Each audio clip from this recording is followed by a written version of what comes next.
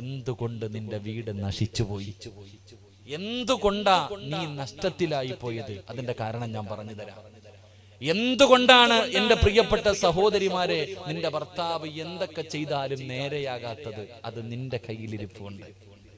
റസൂലുള്ളാഹി സ്വല്ലല്ലാഹു അലൈഹി വസല്ലമ തങ്ങൾ പറയുന്ന മൂന്നാമത്തെ കാര്യം എന്തെന്നറിയുമോ?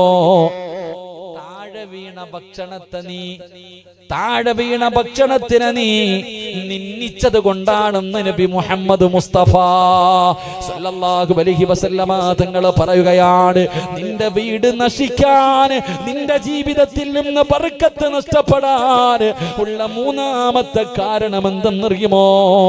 താഴെ വീണ ഭക്ഷണത്തിന് നീ നിന്ദിച്ചതാ. താഴെ വീണ ഭക്ഷണം അത് വേസ്റ്റ്, തിന്നാറില്ല ആരും. ഇരിക്കണ ആരും താഴെ വീണ ഭക്ഷണം എടുത്ത് കഴിക്കാറില്ല. എങ്കിലും മുത്തുനബി പഠിപ്പിച്ചു, താഴെ വീണ ഭക്ഷണം ഇടത് കൈ കൊണ്ടെടുക്ക്, വൃത്തിയാക്ക്, പാത്രത്തിലിട്ട് കഴിക്ക്. അതിലാണ് അള്ളാഹു നിനക്ക് ബർക്കത്ത് വെച്ചിരിക്കുന്നത് എന്ന് നബി മുഹമ്മദ് മുസ്തഫ. അള്ളാന്റെ റസൂൽ രണ്ട് ഹദീസുകളുണ്ട്. രണ്ട് ഹദീസുകൾ എന്തുകൊണ്ട് ബർക്കത്ത് നഷ്ടപ്പെട്ടു? ഒന്ന്, ബർക്കത്ത് എവിടായിരിക്കുന്നേ? ആ താഴെ കിടക്കണ ഭക്ഷണത്തിലാണ്. ഒന്ന്, താഴെ കിടക്കുന്ന ഭക്ഷണം. രണ്ട്, അവസാനത്തെ ഭക്ഷണം. എല്ലാരും ചോറുണ്ട് ഒരുമിച്ചിരുന്ന്, എന്നാൽ അവസാനം ഇലയിൽ കിടക്കുന്നത് ആരാ തിന്നുന്നത്? അതാണ് ഈ ഉസ്താദന്മാരൊക്കെ നോക്കി എങ്ങനെ നക്കം തുടയ്ക്ക. അതിലടാ മോനെ ബർക്കത്തിരിക്കുന്നത്. വല്ല അവസാനം നന്നാകുമ്പോഴല്ലേ സ്വർഗത്തിൽ പോകാൻ പറ്റണേ? ആദ്യം നന്നാകുമ്പോൾ. എന്റെ പ്രിയപ്പെട്ട സഹോദരങ്ങളെ, മഹാനായ നബി മുഹമ്മദ് മുസ്തഫ സല്ലല്ലാഹു അലൈഹി വസല്ലമ തങ്ങൾ വീട്ടിലേക്ക് കയറി വരുമ്പോ ആയിഷ ബീബി റളിയല്ലാഹു തആല അൻഹ ഭക്ഷണം കഴിക്കുക ഒരൽപ്പം താഴെ കടന്നു. മുത്തുനബിയുടെ കണ്ണ് നിറഞ്ഞുപോയി. അള്ളാന്റെ റസൂല് കരഞ്ഞുകൊണ്ട് പറഞ്ഞു, ആയിഷ അതെടുക്കുമോളെ, അതെടുക്കുമോളെ, ആ ഭക്ഷണം നീ നിന്ദിക്കരുത്. അതിനെ നീ നിന്ദിച്ച അല്ല ചെയ്ത ഒരു നിഅമത്താണ് ഭക്ഷണം. ആ നിഅമത്തിനെ നീ നിന്ദിച്ച അള്ളാഹു നിന്നെ തകർത്ത് കളയുമെന്ന് മഹാനായ നബി മുഹമ്മദ് മുസ്തഫ പൊട്ടിക്കരഞ്ഞുകൊണ്ട് തന്റെ ഭാര്യയോട് പറഞ്ഞു എന്ന് ചരിത്രം പറയുമ്പോ, ഞാനും നിങ്ങളും വീട്ടിലിരുന്ന് ഭക്ഷണം കഴിക്കുമ്പോ കണ്ണിന്റെ മുന്നിൽ, എന്റെയും നിങ്ങളുടെയും കണ്ണിന്റെ മുന്നിൽ നമ്മുടെ ഭാര്യ, നമ്മുടെ മക്കൾ ഭക്ഷണം എത്ര വാരിക്കളഞ്ഞാലും നമ്മൾ ആരും അനങ്ങൂല. എടുത്ത് കളയേണ്ട സഹോദര, എടുത്ത് കഴിക്കേണ്ട സഹോദര, അതിനെ ഒന്നും നിന്ദിക്കാതിരുന്നൂടെ? ഒരു നേരത്തെ അന്നത്തിന് വകയില്ലാത്ത എത്ര പാപങ്ങളുണ്ട്. എച്ചില് വാരി തിന്നുന്ന എത്രയോ പാപങ്ങൾ, ഹോട്ടലിന്റെ വേസ്റ്റിന്റെ അകത്ത് നിന്ന് കൈയിട്ട് വാരി തിന്നുന്ന എത്രയോ പാപങ്ങളുണ്ട്. അള്ളാഹു ചെയ്ത നിഅമത്തിനെ നീ നിന്ദിച്ചതിന്റെ പേരില.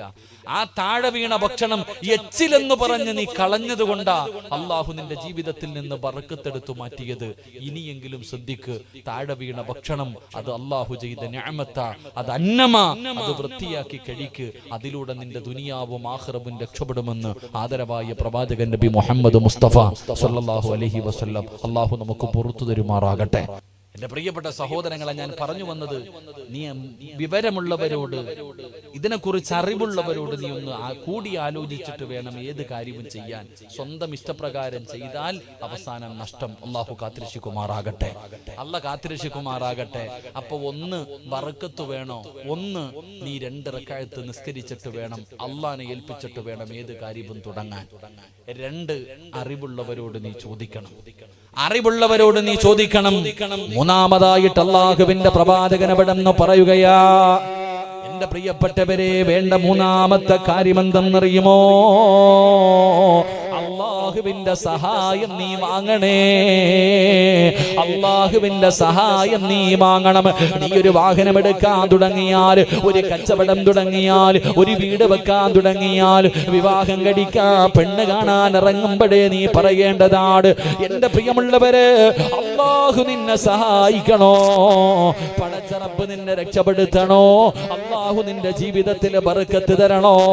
റസൂലുള്ളാഹി തങ്ങൾ മൂന്നാമതായി പറയുകയാ, നിങ്ങൾ അല്ലാഹുവിന്റെ തൃപ്തി വാങ്ങണേ, നിങ്ങൾ അല്ലാഹുവിന്റെ തൃപ്തി വാങ്ങണേ. അല്ലാഹുവിന്റെ സഹായം നീ ചോദിച്ചു വാങ്ങണേ. അല്ലാഹുവിന്റെ സഹായം കിട്ടാനുള്ള എളുപ്പ വഴി എന്തെന്നറിയുമോ? ഹുബ്ബുൽ ഫുഖറാഇ വൽ മസാകീൻ. അല്ലാഹുവിന്റെ പ്രവാചകൻ ഇവിടെന്ന് പറഞ്ഞു തരികയാണ്, എങ്ങനെയാണ് പടച്ച റബ്ബിന്റെ സഹായം കിട്ടാനുള്ള എളുപ്പ വഴി എന്താ? എന്റെ പ്രിയമുള്ള പ്രിയമുള്ളവര്, നിന്റെ ജീവിതത്തിൽ അല്ലാഹു ബർക്കത്ത് ചെയ്യണമെങ്കിൽ, അല്ലാഹു നിന്നെ സഹായിക്കണമെങ്കിൽ, അല്ലാഹു നിന്നെ രക്ഷപ്പെടുത്തണമെങ്കിൽ മൂന്നാമത്തെ കാര്യം എന്തെന്നറിയുമോ? നീ അല്ലാഹുവിന്റെ സഹായം വാങ്ങണം. നീ അല്ലാഹുവിന്റെ സഹായം വാങ്ങണം. അല്ലാഹുവിന്റെ സഹായം കിട്ടാനുള്ള വഴി എന്താ? സഹായമില്ലാതെ എന്ത് ചെയ്താലും നേരെയാകില്ല. അള്ളാഹു നമ്മളെ കാത്തിരക്ഷിക്കുമാറാകട്ടെ. അല്ല കാത്തിരക്ഷിക്കുമാറാകട്ടെ. ഉറക്കപ്പറ അല്ല കാത്തിരക്ഷിക്കുമാറാകട്ടെ. അള്ളാഹുവിന്റെ സഹായം കിട്ടാനുള്ള വഴി, നിന്റെ വാപ്പ പണ്ടത്തെ കാലം ആലോചിച്ച് നോക്ക്. എടാ, വീട്ടിൽ ആദ്യമായിട്ടൊരു തെങ്ങ് വെച്ചു. ആ തെങ്ങിൽ നിന്ന് ആദ്യമായിട്ട് കിളിക്കണ തേങ്ങ എന്ത് ചെയ്യുമായിരുന്നു? പറ, എന്ത് ചെയ്യുമായിരുന്നു? വെട്ടി തിന്നുമായിരുന്നു. പണ്ടൊരു കാലമുണ്ടായിരുന്നു, നിന്റെ വീട്ടിൽ ആദ്യമായിട്ട് കിളിച്ച തെങ്ങിലെ തേങ്ങ അത് പള്ളിക്ക് കൊടുക്കുമായിരുന്നു. അല്ലാഹു ഈമാൻ തരുമാറാകട്ടെ. കൊടുക്കുമായിരുന്നോ? ഇല്ലേ? അതോ വെട്ടി അടിക്കുമായിരുന്നു? പറ ചങ്ങാതി, എന്ത് ചെയ്യുമായിരുന്നു? പറ, എന്ത് ചെയ്യുമായിരുന്നു? പള്ളിക്ക് കൊടുക്കുമായിരുന്നോ? മാസ്ക് ഇട്ടതുകൊണ്ടാണോ പുറത്തേക്ക് വരാത്തത്? നീ വെട്ടി അടിച്ചിപ്പോ. എടാ, പണ്ട് 10 മുട്ട വെച്ചിട്ട് കോഴിയെ വിരിച്ച ഒരു കോഴി പള്ളിക്ക്. ഇത് നിന്റെ ആമാശയത്തിൽ. പിന്നെ എങ്ങനെ നിന്നെ അള്ളാഹു സഹായിക്കാൻ?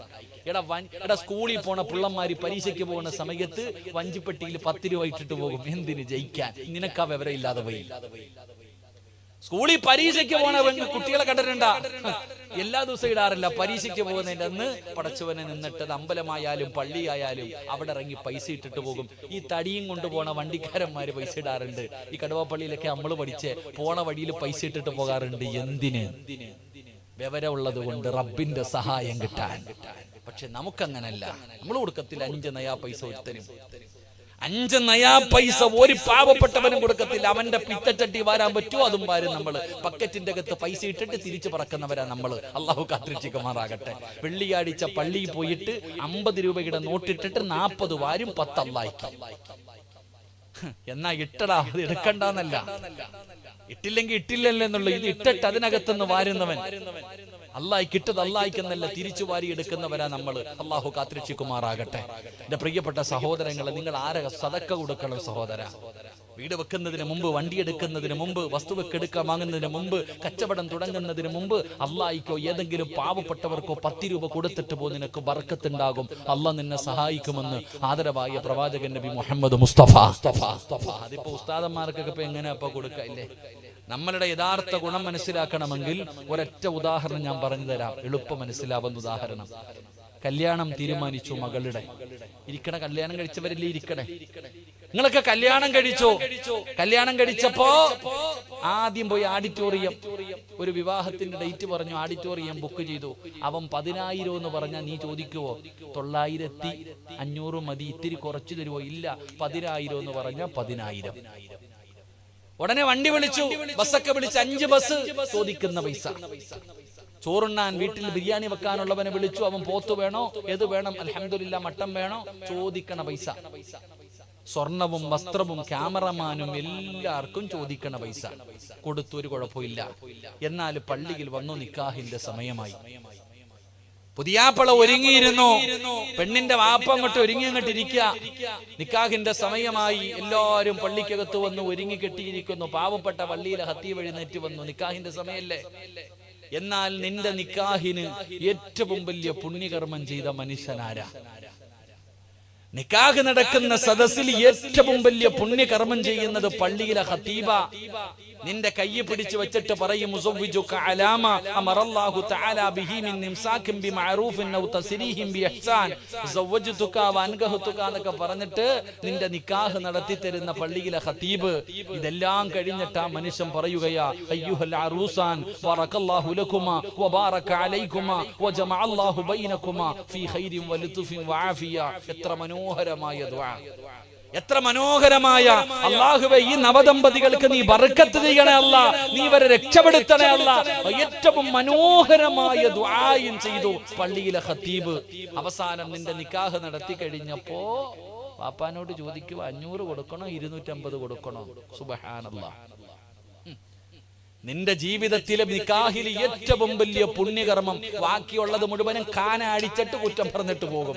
ആമീൻ ആര് പറയുന്നതാ? നിന്റെ നിക്കാഹ് നടന്നപ്പോ ആഡിറ്റോറിയത്തിൽ തെള്ളാൻ ആളുണ്ടായിരുന്നു.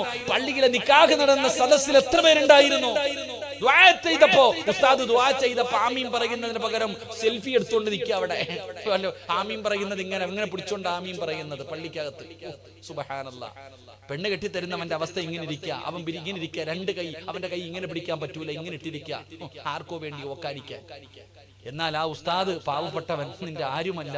എന്നിട്ട് നിക്കാഹ് നടത്തിയിട്ട് അല്ലാഹുവേ ബർക്കത്ത് ചെയ്യണേ പടച്ചവനെ, നീ 250 കുണുവ വളച്ചു വെച്ചു കൊടുക്ക.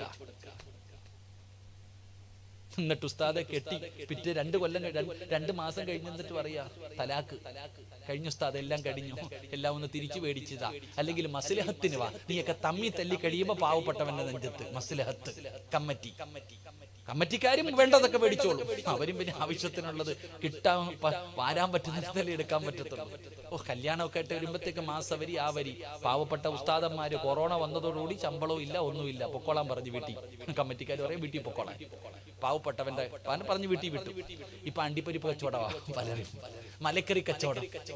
കൂടെ പോകുന്ന റബ്ബർ വെട്ടാൻ പോകുന്നവരുണ്ട്, വീട് പണിക്ക് പോകുന്നവരുണ്ട്. ഞാൻ ഈ അടുത്തൊരു ഉസ്താദിനെ കണ്ട്, നല്ല കഴിവുള്ളതാ. ചിരിക്കണ്ട, അല്ല വെറുതെ ഇവിടത്തിലെ ഒരെണ്ണത്തിനെയും.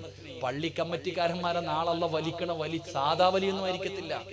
പല ഉസ്താദന്മാരുടെയും ശമ്പളമില്ല പൊക്കോളാൻ. അവന് മാസവരി വാങ്ങാൻ പറ്റും. പാവപ്പെട്ടവന്റെ പിച്ചച്ചട്ടിക്കകത്തുനിന്ന് മാസവരി വാങ്ങാൻ ഉസ്താദിന് ശമ്പളമില്ല. കൊറോണ വന്നിട്ട് 1 കൊല്ലമായി, ഇപ്പോഴും ഉസ്താദിന് 5000 വെട്ടി പകുതിക്ക്. ഞാനൊരു ഉസ്താദിനോട് ചോദിച്ചു, എന്തോ എന്റെ പൊന്നളിയ, ഇപ്പൊ ഞാനൊന്ന് മേശിരിക്ക് മെക്കാടായിട്ട് പോവാ, എന്ത് സുഖമെന്നറിയോ? 8 മണിക്ക് പോയാ 4:30 ആകുമ്പോ തീർന്നു. ചീത്ത വിളി കേൾക്കണ്ട, ഒരുത്തന്റെ കുറ്റഭാഗല്ലേ. പള്ളിയിലെ ഖത്തീബ് എങ്ങോട്ടും, നീ ഇവിടെ പോയി, സെക്രട്ടറിക്ക് എവിടെ പോയിന്ന് അവൻ പറയണത്. രാവിലെ പോയാ സുബ്ഹാനല്ലാഹ് ഒരു പൊതിയും പൊതിഞ്ഞുകൊണ്ട് പോകാ, കാപ്പി കുടിച്ചു, ചോറുണ്ട്, ചായം കുടിച്ചു, അൽഹംദുലില്ലാ 900 മേടിച്ചോണ്ട് വീട്ടിൽ വരാം. ആരും ചോദിക്കാനും ഇല്ല, പറയാനും ഇല്ല. എന്ത് സുഖം, അൽഹംദുലില്ലാ.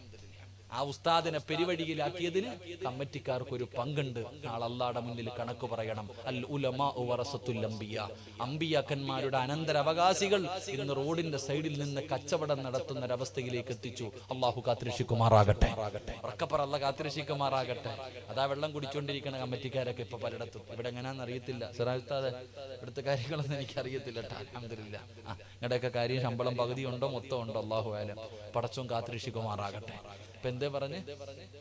ദേവ പറഞ്ഞേ 10 രൂപ നീ സദഖ കൊടുക്ക.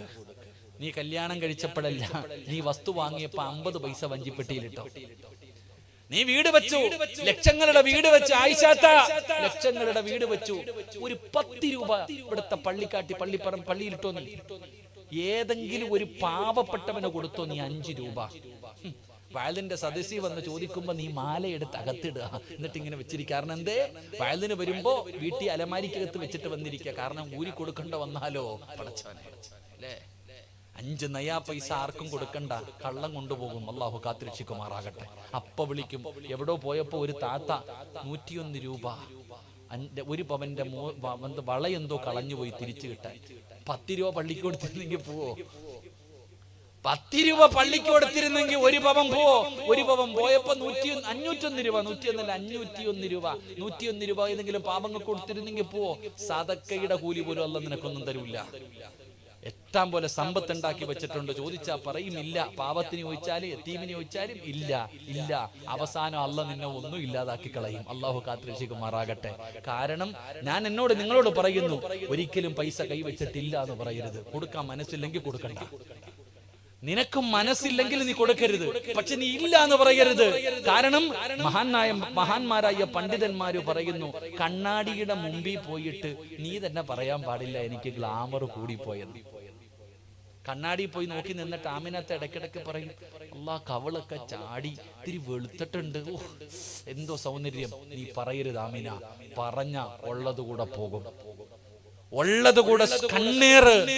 അല്ലാഹുവിന്റെ റസൂൽ സല്ലല്ലാഹു അലൈഹി വസല്ലം തങ്ങൾ പറഞ്ഞു, കണ്ണീറിനെ നിങ്ങൾ സൂക്ഷിക്കണമെന്ന് നബിയുനാ റസൂലുള്ളാഹി. ഈ കണ്ണീർ എന്ന് പറയുന്ന ഒരു സാധനം ഉണ്ട്, അറിയോ? ചില ആൾക്കാർ ഇങ്ങനെ വീടിന്റെ മുന്നിൽ കൂടെ പോകുമ്പോ ഒരു തെങ്ങ് നിറയെ തേങ്ങ കൊലങ്ങനെ കൊലച്ചടക്ക. ഒരു ഉമ്മാമ പറയുക, ഇത് എന്തൊരു തേങ്ങയാടാ പടച്ചറബ്ബേ. 2 മാസം കഴിയുമ്പോ അങ്ങനെ ഒരു തെങ്ങ് പോലും അവിടെ നിന്നത് കഴിയില്ല, കരിഞ്ഞു പോകും ചില ആൾക്കാർ പറഞ്ഞു കഴിഞ്ഞാൽ. ചില ഉമ്മമാര് വരുമ്പോ പറയും തോണ്ട് ആമിനകത്ത് വരുന്നുണ്ട്, കുഞ്ഞിനെ റൂം വീട്ടിനകത്ത് കയറ്റിക്കൊള്ളാം, കുഞ്ഞിനെ പുറത്ത് കാണിക്കില്ല. കാരണം എന്തെങ്കിലും പറഞ്ഞ പിറ്റേ ദിവസം കിടക്കും കുഞ്ഞ്. അത് അവരെ കുറ്റം പറഞ്ഞിട്ട് കാര്യമില്ല. കാരണം അത് ചിലരുടെ കണ്ണ്.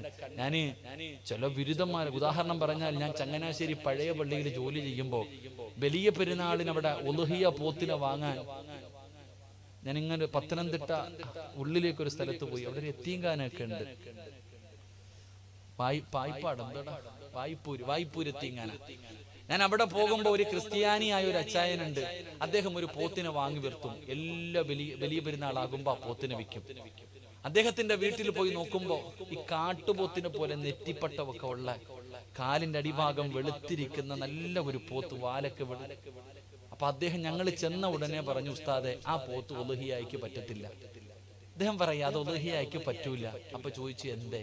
അതിന്റെ വാലിനൊരു കംപ്ലൈന്റ് ഉണ്ട് ഉസ്താദെ. നോക്കുമ്പോ അതിന്റെ വാലില്ല, ആ താഴ്ഭാഗത്തെ മുടിയില്ല, അതിങ്ങനെ ഉരിഞ്ഞു പോയിരിക്കുന്നു. അപ്പൊ ചോദിച്ചു എന്ത് പറ്റി? അതൊന്നും പറയണ്ട, ഒരുത്ത 3-4 ദിവസം മുമ്പ് ഇവിടെ ഈ പോത്തിനെ വാങ്ങാൻ വന്നു. 65,000 രൂപ പറഞ്ഞു. ഞാൻ കൊടുത്തില്ല. അപ്പം ഇങ്ങനെ സംസാരിച്ചോണ്ടിരുന്നിട്ട് ഈ പോത്തിന് വില പറ്റാതെ വന്നപ്പോ ഇവൻ പറഞ്ഞു, എന്റെ അച്ഛാ എന്തൊരു വാല അച്ഛാ, ഒരൊറ്റ പറച്ചല്, എന്തൊരു വാല അച്ഛാ, ഒരൊറ്റ പറച്ചല്. ആ അച്ചായൻ പറയാ, ഇവൻ പോയി പിറ്റേ ദിവസം നോക്കുമ്പോ കാക്ക വന്നിട്ട് കൊത്തി കൊത്തി മുറിവായി, ആ വാലങ്ങ് പോയി. 2-3-4 ദിവസം കഴിഞ്ഞപ്പോ ഇവൻ വീണ്ടും വന്നപ്പോ പോത്തിന് വാലില്ല. അപ്പം ചോദിച്ചു, അച്ഛാ ഇനി കൊടുക്കുന്നോ? അപ്പൊ അവൻ പറഞ്ഞു, അച്ചായൻ പറഞ്ഞു, ഇത് ഉളുഹിയയ്ക്ക് പറ്റത്തില്ല. കുഴപ്പമൊന്നുമില്ല അച്ഛാ, ഞാൻ വേറെ ഒരു വാല് വെച്ചങ്ങ് ഒട്ടിച്ചോളാന്ന്.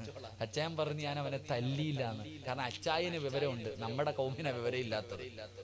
എന്റെ പ്രിയപ്പെട്ട സഹോദരങ്ങളെ, ഞാൻ പറഞ്ഞത് സ്വന്തം കണ്ണാടിയെ നോക്കിയിട്ട് പോലും നിങ്ങൾ സ്വന്തം സൗന്ദര്യത്തെ വിലയിരുത്തരുത്. അത് കണ്ണേറ ഉള്ളതുകൂടെ പോകുമെന്ന. അപ്പൊ നിന്റെ കയ്യിൽ പൈസ വെച്ചിട്ട് അലമാരിക്കകത്ത് കെട്ടിവെച്ചിട്ട് നീ പറയാ ഇല്ല ഇല്ല ഇല്ല, തലയുടെ മുകളിൽ നിന്നിട്ട് മലക്ക് ആമീൻ, ഒരൊറ്റ പറച്ചല്, നീ യത്തീംഖാനയിലായി പോകും. അള്ളാഹു കാത്തിരക്ഷിക്കുമാറാകട്ടെ. നിന്റെ നാശം നിന്റെ നാവ. നീ തന്നെ നിന്റെ സർവ്വതും നശിപ്പിച്ച് കളഞ്ഞത് നിന്റെ നാവ് കൊണ്ടാ. അള്ളാഹുവിന്റെ മലക്കുകൾ ആമീൻ പറഞ്ഞ നീ ഒന്നുമില്ലാത്തവനായി പോകും.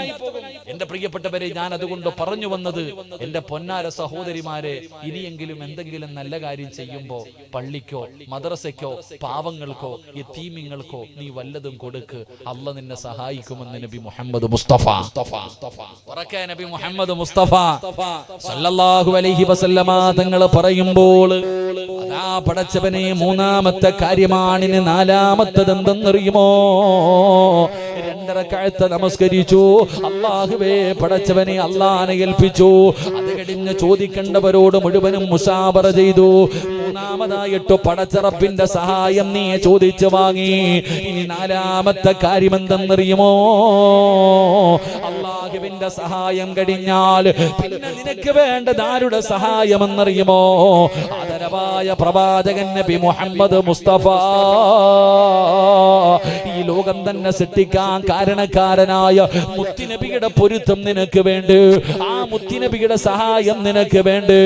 എന്റെ പ്രിയമുള്ളവരെ, അല്ലാഹുവിന്റെ പ്രവാചകന്റെ സഹായം കിട്ടാൻ, അല്ലാഹുവിന്റെ സഹായം കിട്ടണമെങ്കിൽ നിങ്ങൾ സദഖ ചെയ്യണം. അല്ലാഹുവിന്റെ പ്രവാചകൻ നിന്നെ സഹായിക്കണോ? അതിനുള്ള വഴി എന്താ?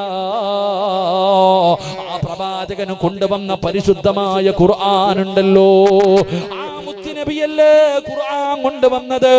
ആ പ്രവാചകനാണല്ലോ പരിശുദ്ധമായ ഖുർആൻ നമുക്ക് കൊണ്ടുവന്നത്. ആ പ്രവാചകൻ അല്ലാഹു കൊടുത്ത സമ്മാനമായിരുന്നല്ലോ വിശുദ്ധ ഖുർആൻ.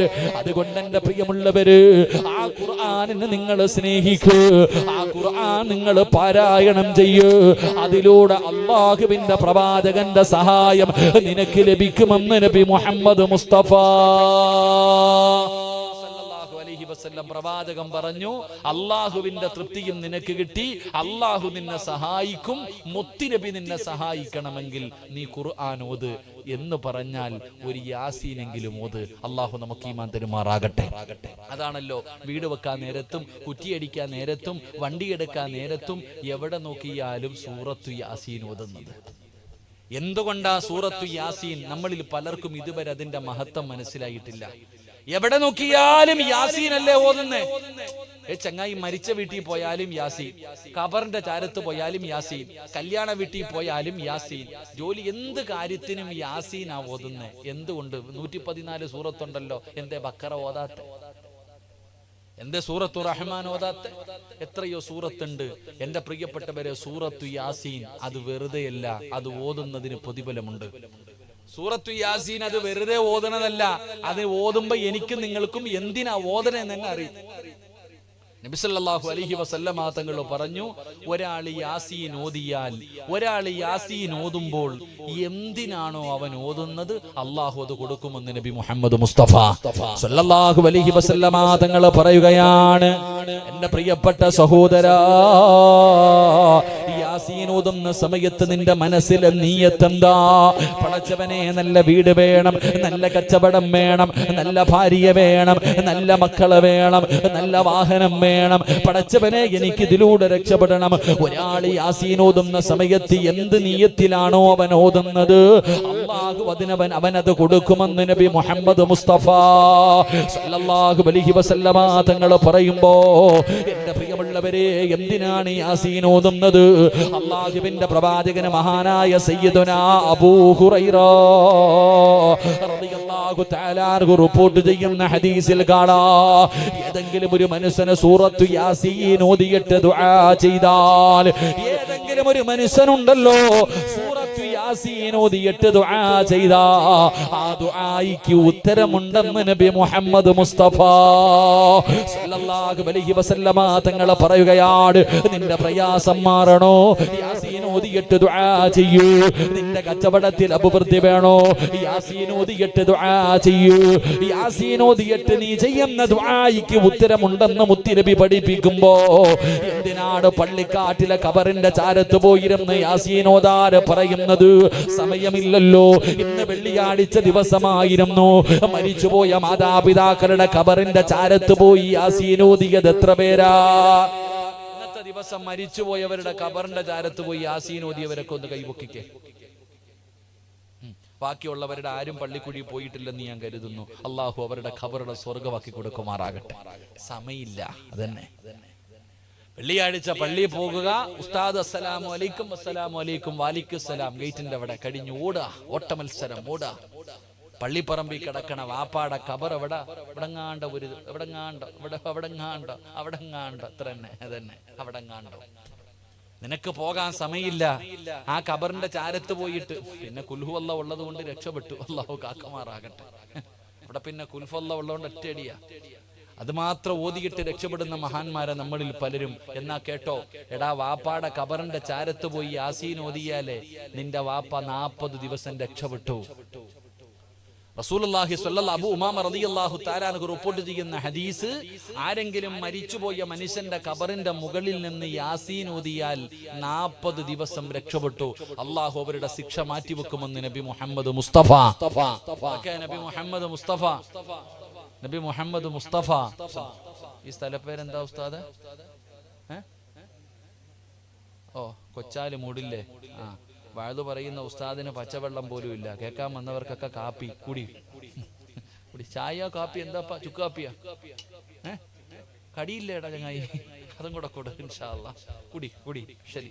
അല്ലാഹു ഹൗദുൽ കൗസർ കുടിക്കാൻ ഭാഗ്യം തരുമാറാകട്ടെ. ഷൗക്കണ്ണനാണോ ഇരിക്കുന്നത്? ആഹാ, അൽഹംദുലില്ലാ. നിങ്ങൾ പായിപ്പാടുന്ന് ഇവിടെ എങ്ങനെ വന്നപ്പാ? നിങ്ങളുടെ കൂടെ വന്നയാണോടാ? ആ, റഫീഖ് നിങ്ങളുടെ കൂടെ വന്നയാ? ആ, നമ്മുടെ പായിപ്പാടല്ലേ, നമ്മുടെ പള്ളിയുടെ നമ്മളിപ്പോ ചങ്ങ പായിപ്പാട് പുതിയ പള്ളി പണിതുകൊണ്ടിരിക്കുക. അൽഹംദുലില്ലാ.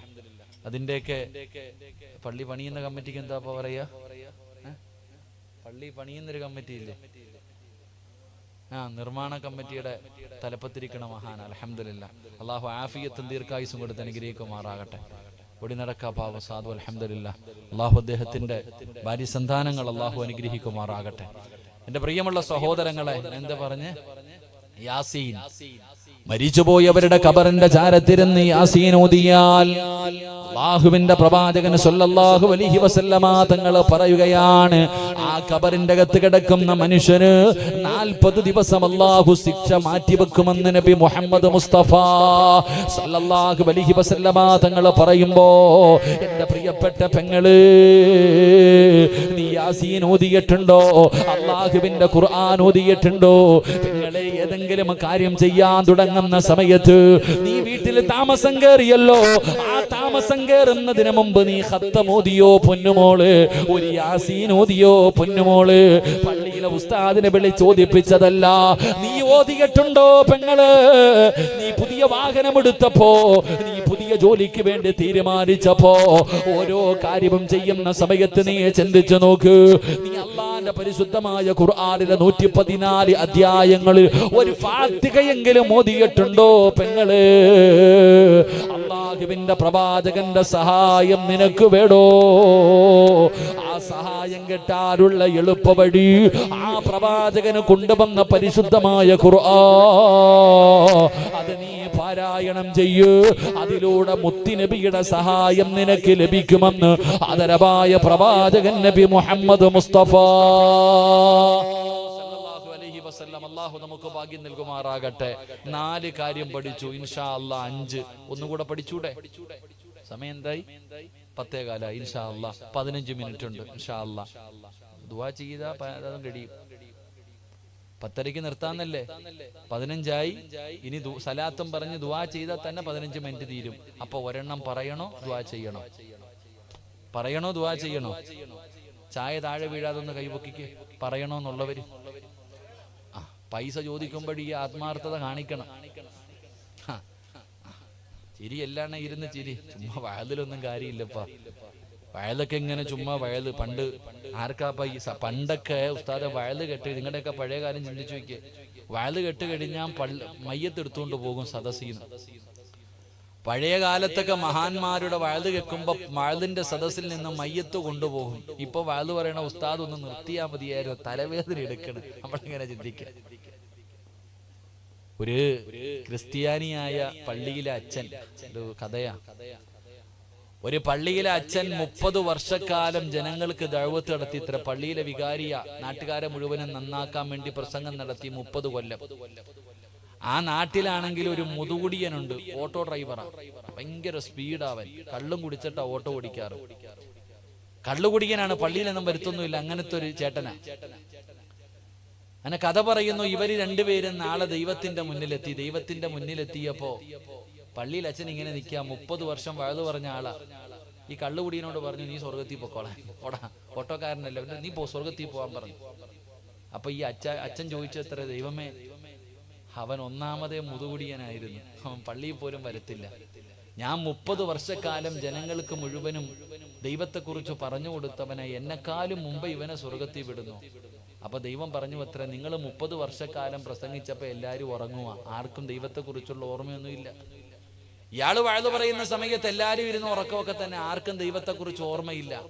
പക്ഷെ ഇവന് ഞാൻ സ്വർഗത്തിൽ കൊടുക്കാനുള്ള കാരണം, ഇവന്റെ ഓട്ടോയ്ക്കകത്ത് ആരെങ്കിലും കയറിയാ ഇറങ്ങുന്നത് വരെ ദൈവമേ ദൈവമേ എന്ന് വിളിച്ചുകൊണ്ടിരിക്കുക. കാരണം ഇവൻ കള്ളും കുടിച്ചിട്ട് 120 പോണേ, വിളിക്കാതിരിക്കുന്ന എങ്ങനെ? ഇവന്റെ ഓട്ടോയ്ക്കകത്ത് ആരെങ്കിലും കയറി കഴിഞ്ഞാൽ കള്ളു കുടിച്ചിട്ട് ഇവൻ പോണ പോക്കണ്ട, പുറകിരിക്കുന്നവൻ ദൈവത്തെ വിളിച്ചുകൊണ്ടിരിക്കുക, ഇറങ്ങുന്നത് വരെ വിളിക്കുക. അപ്പൊ ഏറ്റവും കൂടുതൽ ദൈവത്തെ കുറിച്ച് ഓർമ്മപ്പെടുത്തിയത് ഇവനാ. അതുകൊണ്ട് അവന് സ്വർഗം. നിങ്ങൾ വയല് പറഞ്ഞപ്പോ ഉറക്കമായിരുന്നു. അള്ളാഹു നമ്മളെ ഏത് കൂട്ടത്തിൽ, ആ കൂട്ടത്തെ തൊട്ട് കാക്കുമാറാകട്ടെ. അതുപോലെ ആ വയല്, ഇപ്പത്തെ വയലൊക്കെ അള്ളാഹു ആയാലും പടച്ചോൻ കാത്തിരക്ഷിക്കുമാറാകട്ടെ. അള്ളാഹ് കാത്തിരക്ഷിക്കുമാറാകട്ടെ. അപ്പൊ 5ാമത്തെ കാര്യം, 2 റക്അത്ത് നിസ്കരിച്ചു, അറിവുള്ളവരോട് മുശാവറ ചെയ്തു, അള്ളാഹുവിന്റെ തൃപ്തി കിട്ടാൻ സദഖ കൊടുത്തു, നബി സല്ലല്ലാഹു അലൈഹി വസല്ലമ തങ്ങളുടെ സഹായം കിട്ടാൻ യാസീൻ ഓതി, ഖുർആൻ ഓതി. ഇനി വേണ്ടത് നിന്റെ വാപ്പാടെയും ഉമ്മാടെയും പൊരുത്തം, മാതാപിതാക്കളുടെ പൊരുത്തം. വീട് വെച്ചപ്പോ ഉമ്മാനോട് ചോദിച്ച എത്ര പേരുണ്ട്? ഒരു പുതിയ വീട് വെച്ചപ്പോ, വണ്ടി എടുത്തപ്പോ വീടിന്റെ മുന്നിൽ വന്നപ്പോഴാ വാപ്പ അറിയണത് പുതിയ കാർ എടുത്തെന്ന്. കച്ചവടം തുടങ്ങി കഴിഞ്ഞപ്പോഴാ അറിയണത്, മാതാപിതാക്കൾ അറിയുന്നത് തുടങ്ങിയെന്ന്. എന്നാൽ എത്ര പേര് ചോദിച്ചു? വാപ്പയോടും ഉമ്മയോടും പൊരുത്തം ചോദിച്ച എത്ര പേരാണ്?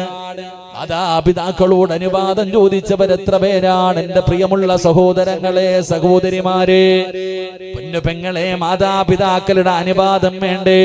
അവരുടെ ദുആ നിനക്ക് വേണ്ടേ? എല്ലാം നഷ്ടപ്പെട്ട് കഴിഞ്ഞപ്പോ നിനക്ക് പണമുണ്ടായത് എവിടെ നിന്നാടോ? നിനക്ക് ഈ ആരോഗ്യമുണ്ടായത് എവിടെ നിന്നാട്? ഇതെല്ലാം നിന്റെ മാതാപിതാക്കൾ തന്നതല്ലേ? അവര് പട്ടിണി കിടന്നിട്ടല്ലേടാ നിനക്ക് ഭക്ഷണം തന്നത്? അവരുടെ സമ്പാദ്യത്തിന്റെ മുകളിലല്ലേ നീ തിന്നുകൊഴുത്ത് നടന്നത്? ഈ പണമുണ്ടാകാൻ കാരണം നിന്റെ ഉമ്മയുടെ ദുആയായിരുന്നല്ലോ, നിന്റെ വാപ്പയുടെ പ്രാർത്ഥനയായിരുന്നല്ലോ.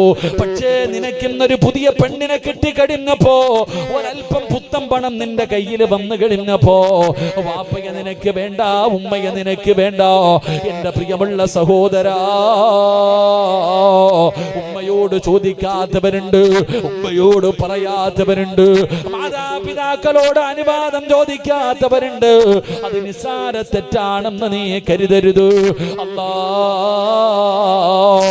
എന്റെ പ്രിയമുള്ളവരെ, ഒറ്റ ഒരു ഉദാഹരണം പറഞ്ഞു തരാ.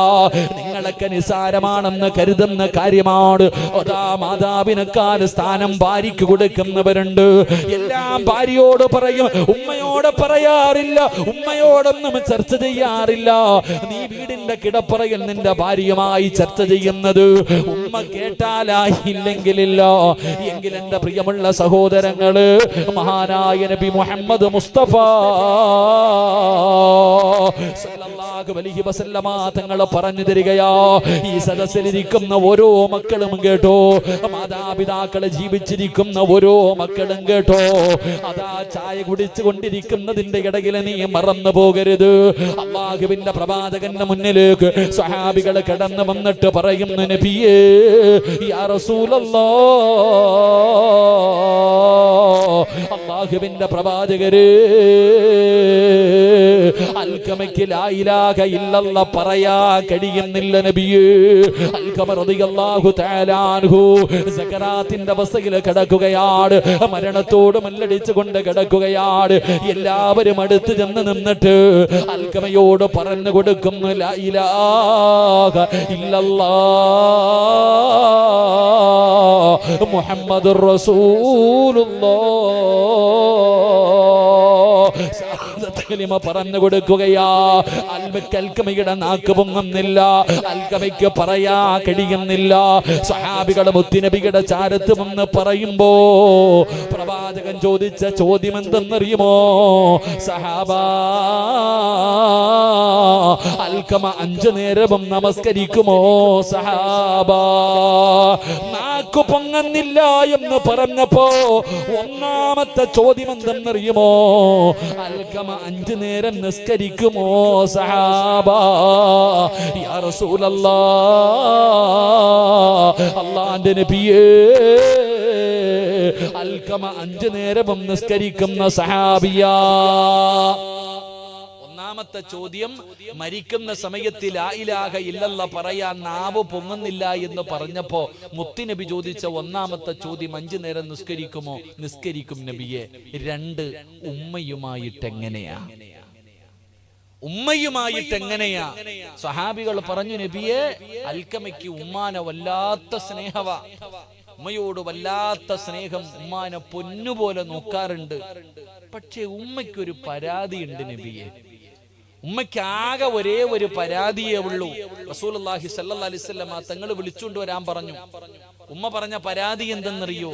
നബിയേ, അൽക്കമ എന്തുണ്ടെങ്കിലും ആദ്യം ഭാര്യ എടുത്ത് പറയും, പിന്നെ എന്നോട് പറയാറുള്ളൂ. അൽക്കമ റളിയല്ലാഹു തആല അൻഹു എന്ത് കാര്യമുണ്ടെങ്കിലും ആദ്യം പറയുന്നത് ഭാര്യയോട്, അത് കഴിഞ്ഞിട്ട് വന്ന് ഉമ്മാനോട് പറയും. ഇത്രേ പ്രശ്നമുള്ളൂ. നബി സല്ലല്ലാഹു അലൈഹി വസല്ലമ തങ്ങൾ ഉമ്മാനെ വിളിച്ചു. എന്തേ ഉമ്മ? അൽക്കമയെ കുറിച്ച്. നബിയേ, ഓൻ എനിക്ക് വലിയ ഇഷ്ടമായിരുന്നു, ഞാൻ അവനെ പൊന്നുപോലെ നോക്കിയതാ നബിയെ. പക്ഷെ പെണ്ണ് കെട്ടിക്കഴിഞ്ഞപ്പോ എന്നെക്കാളും സ്നേഹം അവനവന്റെ ഭാര്യയോടാ, എന്നെക്കാളും സ്നേഹം അവനവന്റെ ഭാര്യയോടാ. എല്ലാം ഓളോട് പറയും, എന്നിട്ട് എന്നോട് പറയാറുള്ളൂ.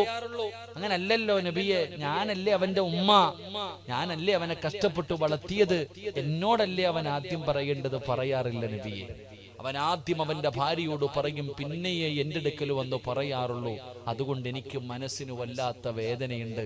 നബി സല്ലല്ലാഹു അലൈഹി വസല്ലം തങ്ങൾ പറഞ്ഞു, ഉമ്മ ലാ ഇലാഹ ഇല്ലല്ലാഹ് പറയാൻ പറ്റുന്നില്ല, ഒന്ന് പൊരുത്തപ്പെട്. ഇല്ല നബിയെ, ഇല്ല നബിയെ.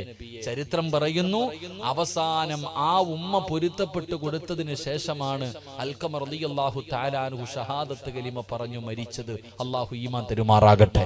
ഉമ്മാനെ തല്ലിയതിന്റെ പേരിലല്ല, ഉമ്മാനെ കണ്ണുനീര് കുടിപ്പിച്ചതിന്റെ പേരിലല്ല, ഉമ്മാനെ പട്ടിണി കിട്ടതിന്റെ പേരിലല്ല, ഉമ്മയെ അനാഥാലയത്തിൽ കൊണ്ട് തെള്ളിക്കിട്ടതിന്റെ പേരിലല്ല, ഭാര്യയെക്കാൾ ഉമ്മയെക്കാൾ സ്നേഹം ഭാര്യയോടായി പോയി. ഒരൊറ്റ കാരണത്തിന്റെ പേരിൽ ആ ഉമ്മയുടെ മനസ്സ് വേദനിച്ചപ്പോൾ അവസാനം വരെ ലാ ഇലാഹ ഇല്ലല്ലാഹ് പറയാൻ കഴിഞ്ഞില്ല എന്ന് ചരിത്രം പറയുമ്പോൾ, ഈ നെളിഞ്ഞിരിക്കുന്ന ഭർത്താവെ, നീ ആദ്യം ആരോടാ പറഞ്ഞേ? നീ ആദ്യം ആരോടാ പറഞ്ഞേ? നിന്റെ പെണ്ണും പിള്ളയെടുത്ത് മുഴുവനും ചർച്ച ചെയ്ത് അവസാനം എല്ലാം കഴിഞ്ഞ് ഇപ്പൊ സർവ്വതും നഷ്ടപ്പെട്ട് വീട്ടിൽ കയറി ചെന്നു, ഒരു ബിസിനസ് തുടങ്ങി. ഉമ്മാനോടും ബാപ്പാനോടൊന്നും പറഞ്ഞില്ല, എല്ലാം നഷ്ടപ്പെട്ട് വീടിന്റെ അകത്ത് പോയപ്പോ പെണ്ണും പിള്ള പറഞ്ഞു, നിങ്ങൾക്ക് അങ്ങനെ തന്നെ വേണം. നിങ്ങൾ നല്ലതുപോലെ കേക്ക്. നിങ്ങൾ ഭാര്യമാർ വീടിന്റെ അകത്ത് നഷ്ടപ്പെട്ട് കടത്തിലായി പോയിരിക്കുമ്പോ അവള് പറയും, നിങ്ങൾക്ക് അങ്ങനെ തന്നെ വേണം. ഞാൻ അന്നേ പറഞ്ഞല്ലേ ഈ പണിക്കിറങ്ങണ്ടാന്ന്, നിങ്ങൾ കേട്ടില്ല. അവസാനം പെണ്ണും പിള്ള സമാധാനം തരാതെ വന്നപ്പോ വീടിന്റെ വരാന്തയെ വന്നിരിക്കുമ്പോ ഉമ്മ ചോദിക്ക, എന്തേ മോനെ സിറാജെ, ഉമ്മ എല്ലാം പോയി, പോട്ടടാ, അല്ല ഉണ്ടല്ലോടാ മോനെ. അപ്പോഴും ഉമ്മ പരാതിയല്ല, ദുആ ചെയ്യാ. സർവ്വതും നഷ്ടപ്പെട്ടു പോയാലും നമ്മുടെ ഉമ്മ നമ്മളെ വിളിച്ച് അടുത്തിരുത്തിയിട്ട് നമ്മളെ സമാധാനിപ്പിക്കുകയാ. അള്ളാഹു ദീർഘായുസ്സ് കൊടുക്കുമാറാകട്ടെ. എന്റെ പ്രിയമുള്ളവരെ, നല്ല മക്കൾ അങ്ങനെ, നല്ല മക്കൾ അങ്ങനെ. എന്റെ പ്രിയപ്പെട്ട സഹോദരങ്ങളെ, കച്ചവടത്തിന് പോകുമ്പോ ഉമ്മാന്റെ അടുക്ക പോകും. എന്റെ എനിക്കറിയുന്ന എത്രയോ സഹോദരങ്ങളുണ്ട്. വൈകുന്നേരം കടയടച്ചിട്ട് വന്നാൽ താക്കോല് കൊണ്ടുപോയി ഉമ്മയുടെ തലമാട്ടിൽ വെക്കും. രോഗിയാണെങ്കിലും എഴുന്നേക്കാൻ വയ്യാത്ത ഉമ്മയാണെങ്കിലും കടയുടെ താക്കോല് കൊണ്ടുപോയിട്ട് ഉമ്മാടെ തലകണിക്കടിയിൽ വെക്കും. രാവിലെ എഴുന്നേറ്റിട്ട് അൽഹംദുലില്ലാഹ് ഒരുങ്ങി വന്നിട്ട് ഉമ്മാടെ നെറ്റിത്തടത്തിൽ ഉമ്മ കൊടുത്ത് ആ താക്കോലെടുത്തുകൊണ്ട് പോകുന്ന എത്രയോ മക്കൾ. അവരൊക്കെ ഇന്നും കോടീശ്വരന്മാരാ. നിനക്കൊന്നും അവന്റെയൊക്കെ സമ്പത്ത് അളക്കാൻ പോലും അവർക്ക് പോലും അറിയില്ല എത്ര കോടിയുണ്ടെന്ന്. എന്തുകൊണ്ട് അവർ ഈ കോടിപതികളാകാനുള്ള കാരണം അവരുടെ ഉമ്മാന്റെ ദുആ. നിനക്കൊരു പെട്ടിക്കടയാവുള്ളേ, നീ പെണ്ണും പിള്ളയുടെ തലകടിക്കടിയിലാ വെക്കുന്നത്. എങ്ങനെ നീ രക്ഷപ്പെടും? എങ്ങനെ രക്ഷപ്പെടും? പെണ്ണെ, ഞാൻ നിന്നെ കുറ്റപ്പെടുത്തിയതല്ല, നിങ്ങൾ ആരെയും കുറ്റപ്പെടുത്തിയതല്ല. നീയും അങ്ങനെ തന്നെ. നിനക്കൊരു നല്ല ജീവിതം ഉണ്ടാക്കി തന്ന നിന്റെ ഉമ്മാനെ വിളിച്ചിട്ട് സുഖമാണോ എന്ന് ചോദിക്കാത്ത എത്രയോ പെണ്ണുങ്ങളുണ്ട്. ഒരു പണക്കാരനായി കെട്ടിയവനെ കിട്ടിയപ്പോ പെറ്റ തള്ളയൊക്കെ പോയി. പാപ്പായി ഉമ്മായൊക്കെ എവിടെ കിടക്കണെന്ന് പോലും നിനക്കറിയത്തില്ല. നിനക്കിപ്പം CSE റൂമിനകത്ത് കിടന്നാലേ ഉറക്കം വരൂ. ആ പാവങ്ങളെ നിനക്ക് ചിന്തയില്ലല്ലോ. വിളിച്ചിട്ട് സുഖമാണോ എന്ന് ചോദിക്കാത്ത എത്രയോ മക്കൾ. എങ്ങനെ അള്ളാഹ് നിന്നെ രക്ഷപ്പെടുത്തും? എങ്ങനെ അള്ളാഹ് നിനക്കൊരു നല്ല ജീവിതം തരും? നീ പെറ്റ തള്ളയെ മറന്നവളല്ലേ? ജന്മം നൽകിയ പിതാവിനെ വേദനിപ്പിച്ചവളല്ലേ? എത്ര കഷ്ടപ്പെട്ടിട്ടാ നിനക്കൊക്കെ 5ഉം 10ഉം 15ഉം പവൻ സ്വർണം തന്ന് നിന്നെയൊക്കെ കെട്ടിച്ചു വിട്ട നിന്റെ വാപ്പ എത്ര വേദനിച്ചിട്ടുണ്ടാകും ഉമ്മ. നീ മറന്നുപോയി. അള്ളാഹു നിങ്ങൾക്ക് ഈമാൻ നൽകി അനുഗ്രഹിക്കുമാറാകട്ടെ. മരിച്ചുപോയ വാപ്പയ്ക്ക് വേണ്ടി ഒരു ഫാത്തിഹ പോലും ഓതി ദുആ ചെയ്യാൻ നിനക്കിന്ന് സമയമില്ല. നാളെ നിന്റെ മക്കൾ തിരിച്ചു ചെയ്യുന്നൊരു കാലം വരും. നിന്റെ ഉമ്മയും നിന്റെ വാപ്പയും കരഞ്ഞതിന്റെ 100 ഇരട്ടി നീയൊക്കെ നിലവിളിക്കുന്ന ഒരു ദിവസം. എന്നിട്ട് ഈ ലോകത്ത് നിന്ന് പോകൂ, അല്ലാതൊന്നും പോകില്ല. അല്ലാതെ ഒന്നും നിങ്ങൾ പോകണ്ടില്ല. ഒരിക്കലും നിങ്ങൾ കരുതണ്ട. നിങ്ങൾ ചെയ്തതിനുള്ളത് അള്ളാഹു നിങ്ങൾക്ക് തരും. നിങ്ങൾ ആരെങ്കിലും നിങ്ങളുടെ മാതാപിതാക്കളുടെ മനസ്സ് വേദനിപ്പിച്ചിട്ടുണ്ടോ? വല്ലാഹി സത്യം, നീ എത്ര വലിയ കുത്തുബുൽ അഖ്താബാണെങ്കിലും താടിയും എവിടെയൊക്കെ തഴമുണ്ടെങ്കിലും നിന്നെ അള്ളാഹു നേരെ ചൊവ്വ വിടത്തില്ല. ഉപ്പാനെയും ഉമ്മാന്റെയും മനസ്സ് നീ വേദനിപ്പിച്ചിട്ടുണ്ടെങ്കിൽ വല്ലാഹി സത്യം, ഈ ദുനിയാവിൽ വെച്ച് കടന്ന് വിളിച്ചിട്ട് നീ പോകൂ. അള്ളാഹു കാത്തുരക്ഷിക്കുമാറാകട്ടെ. അള്ളാഹ് കാത്തുരക്ഷിക്കുമാറാകട്ടെ. അത് എത്ര തൗബ ചെയ്താലും എത്ര വിളിച്ചാലും, നീ എത്ര വലിയ ആലിം ഹാഫിളോ ആലിമോ, ഇനി എത്ര വലിയ വലിയായാലും ചരിത്രങ്ങൾ അതാ സാക്ഷി. ചരിത്രങ്ങൾ നിങ്ങളെടുത്ത് ഉമ്മാന്റെ ഒരു വാക്കുമതി സഹോദര, ഒരൊറ്റ വാക്ക്. ഉമ്മ മനസ്സറിഞ്ഞുകൊണ്ട് പറയുന്ന ഒരൊറ്റ വാക്കുമതി. നിങ്ങൾ ജുറൈജ് എന്ന് പറയുന്ന ഒരു മഹാന്റെ ചരിത്രം നിങ്ങൾ എടുത്ത് വായിച്ചു നോക്ക്. ജുറൈജ് എന്ന് പറയുന്ന ഒരു മഹാന്റെ ചരിത്രം എടുത്ത് വായിച്ചു നോക്ക്. സാധാരണ ആളല്ല ജുറൈജ്. 24 മണിക്കൂറും ഇബാദത്ത് ചെയ്യുന്ന ചെറുപ്പക്കാരൻ.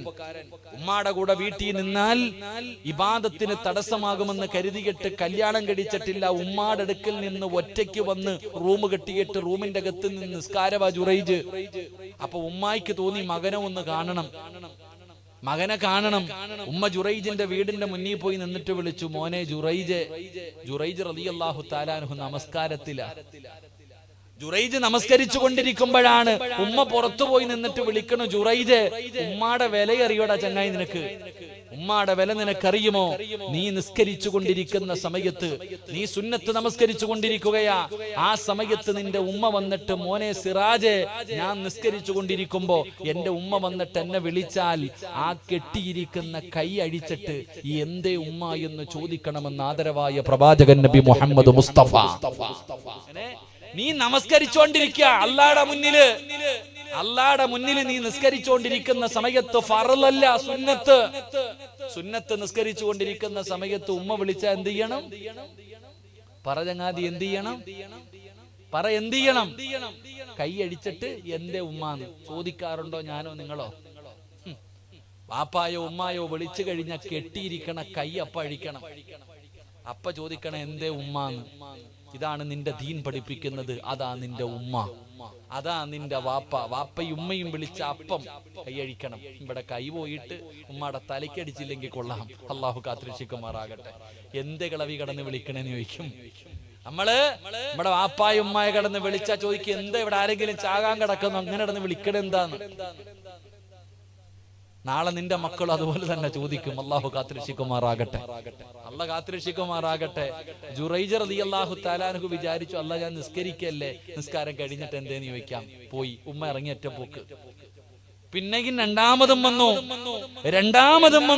ഉമ്മ വിളിച്ചു, മോനെ ജുറൈജെ. അപ്പോഴും നിസ്കാരത്തിൽ തന്നെ ഉമ്മ തിരിച്ചുപോയി. മൂന്നാമതും ഉമ്മ വന്നു, മോനെ ജുറൈജെ. നിസ്കാരത്തില. ഉമ്മയുടെ മനസ്സ് വേദനിച്ചു. ഒരൊറ്റ പാക്ക് ജുറൈജ്